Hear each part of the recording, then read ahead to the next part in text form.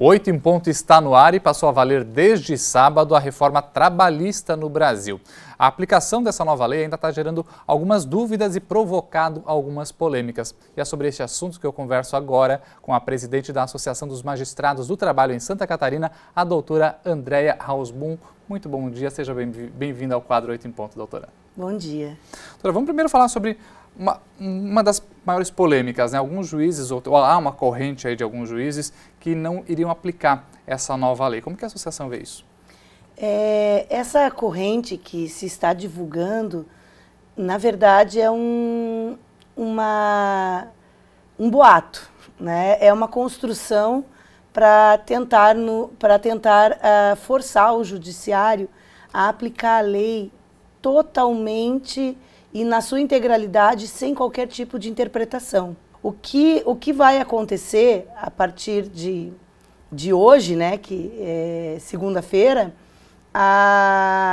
os juízes do trabalho vão aplicar a legislação trabalhista, como sempre o fizeram, e sempre mediante interpretação da lei, com todo o ordenamento das leis do país, Constituição Federal, as outras leis, os princípios gerais aplicáveis ao direito do trabalho e em cada caso concreto.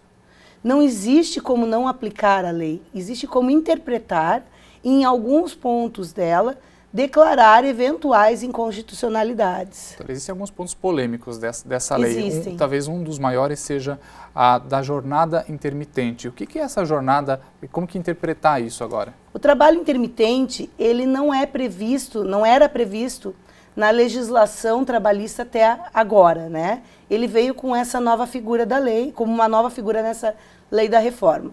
O que significa o trabalho intermitente?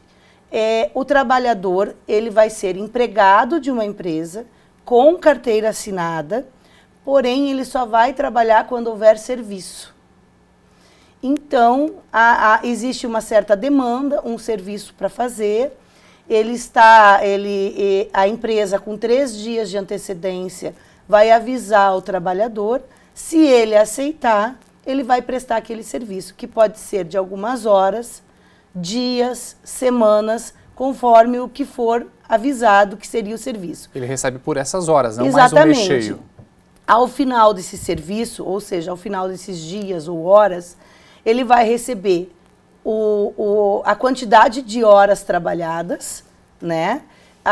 Acrescido do 13º e das férias proporcionais àquelas horas que ele recebeu, né? O trabalhador pode recusar o serviço, ele pode ter mais de um contrato de trabalho intermitente, ele pode ser empregado de 2, 3, 5 empresas, né? Porém, se ele disser ao empregador que ele irá ao serviço, se ele não for, ele vai ficar devendo para o patrão a metade do que seria devido pelo pagamento dele.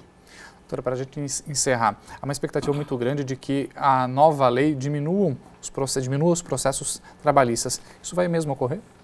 Eu acredito que não. Existem 2 focos, tá?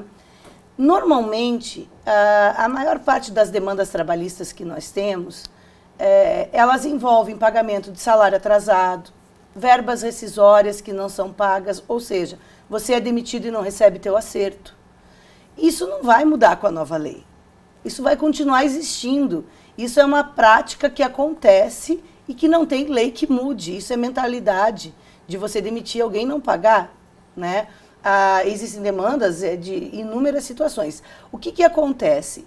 Pode ser que a quantidade de pedidos em cada processo diminua.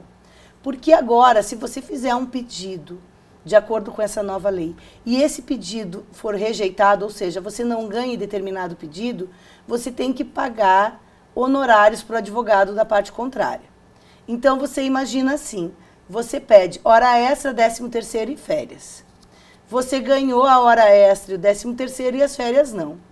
Então, sobre o que você ganhou de horas extras e 13º, o advogado da empresa vai pagar para o seu advogado honorários. Desculpe, a empresa vai pagar para o seu advogado honorários. E sobre as férias que você pediu e não ganhou, você vai pagar honorários para o advogado da empresa. Isso se chama honorários de sucumbência recíproca, que até então não existia e agora existe com a nova lei trabalhista. também reduziu, restringiu o entendimento do que é a concessão da justiça gratuita. Em alguns casos, a justiça gratuita que normalmente era concedida ao trabalhador, ele dava uma declaração dizendo que ele não tinha condições de demandar em juízo, sem prejuízo do sustento dele ou da família dele. Agora, existem critérios mais objetivos com limite de remuneração. Se ele receber até um valor, ele é abrangido pela justiça gratuita ou não. Então, por esse viés, eu acho que pode diminuir a quantidade de pedidos que se faz dentro de um processo trabalhista, para ser mais seletivo, aquele pedido aventureiro, vamos pedir, vai que dá, sabe? Esse não vai mais existir, ou a tendência dele não existir. Mas a quantidade de processo trabalhista vai continuar existindo. É um assunto que ainda vai render muito, né, doutora? Nossa, muito. Eu quero então agradecer a presidente da Associação dos Magistrados do Trabalho de Santa Catarina, a doutora Andréia Hausboom. Muito obrigado pela participação no Noite em Ponto. Obrigada, eu é que agradeço.